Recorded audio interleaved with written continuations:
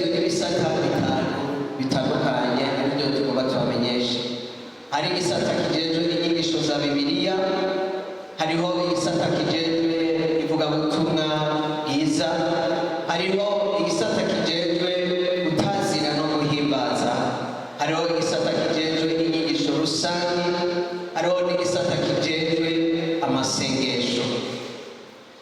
Iyi minisiteri yatangujwe n'umukozi w'Imana avuka muri komine yacu nziza ya Kanyosha, muri zone ya Mwira, Mwungere Ndikumana Jean Marie Vianney akaba ariwe yahawe iyerekwa, nayo akanandika n'ibitabo byose bigize inyigisho z'ibi bice bibiri by'iri shure, birimo n'ibitabo bitandukanye.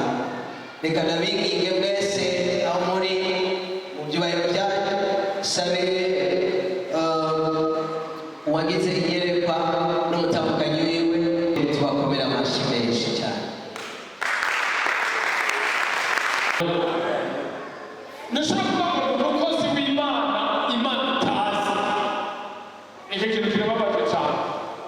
Rero kwiga bidufasha kugaruka kugusuzuma neza, kuko mu isi hari imana nyinshi zitera ubwoba, bidusaba rero kumenya Imana dusenga iyo ari yo. Dufite akanyamuneza kadasanzwe kuko twabaye mu bihe bitoroshye, n'abigisha batwigishije, izuba ryaka, imvura igwa, batoze mu ishuri, dufite imirimo itandukanye n'abatwigishije byagenze uko,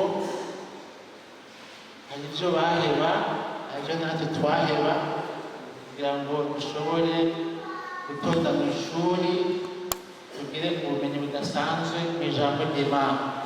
Ntimurangije ariko muratanguye. Inyigisho wabaha ibyo kuranforsa uyu mwene data visionnaire. Iyo harimo abariko barakora mu gihugu tukamenyana, ntitwumviriza gusa ibyo bavuga, ariko turaraba ko bihura na Bibiliya.